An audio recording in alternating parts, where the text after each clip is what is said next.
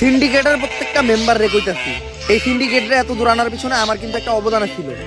অবদান অস্বীকার করা যাবে না ভাইয়া।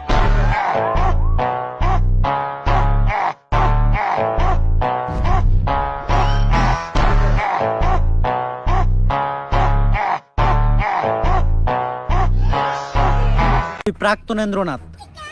কিন্তু ভাও একটা সমস্যা আছে, উনি শুধু মেয়েদের হাতে ধরে, আর কোনো পুরুষ না, শুধু মেয়েদের সাথে দেখা করে। সমস্যা নাই ভাও, এই কামের লিগা তো আমাকে শিবালি ভাবি আছেই। একটা কবিতা মাথায় এলো, আগুন না জ্বালালে কয়েল জ্বলবে না, কয়েল না জ্বললে ধুমা উড়বে না, ধুমা না উড়লে মশা মরবে না, আগুন না জ্বালালে কয়েল জ্বলবে না। কবিতাটা তাড়াতাড়ি লিখে লাই।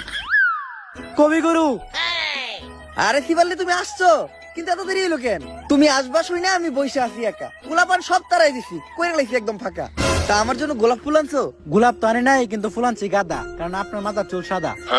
তুমিও কবিতা কও? বুঝলাম না, বাংলাদেশের সব মানুষ কেমন জানি কবি হয়ে যাইতেছে।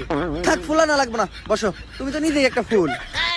আপনি এই জায়গায় বসে কি করতেছিলেন? আমি কবিতা লিখতেছিলাম, কারণ আমি প্রাক্তনকে কখনো ক্ষমা করবো না। তা কি কবিতা লিখলেন, একটু শোনান তো। তা আমি শোনাবো, কিন্তু আমি প্রাক্তনকে কখনোই ক্ষমা করবো না। প্রাক্তন কি তোমার ক্ষমার হবে কে বই আছে? বইয়া থাকুক বা না থাকুক, প্রাক্তনকে আমি এই এদিকে আসো। এই যে আমার এক স্টুডেন্ট আজকে আমাদেরই প্রতিষ্ঠান থেকে টিকটকে পড়ালেখা শেষ করে ছাত্রীর সার্টিফিকেট নিয়ে বের হয়ে যাচ্ছে। ভবিষ্যতে ওই বাংলাদেশের টিকটকে রাজ করবে। টিকটকে রাজ করবো, কিন্তু ওই কেমনে আপনি টিকটকে রাজ করবেন?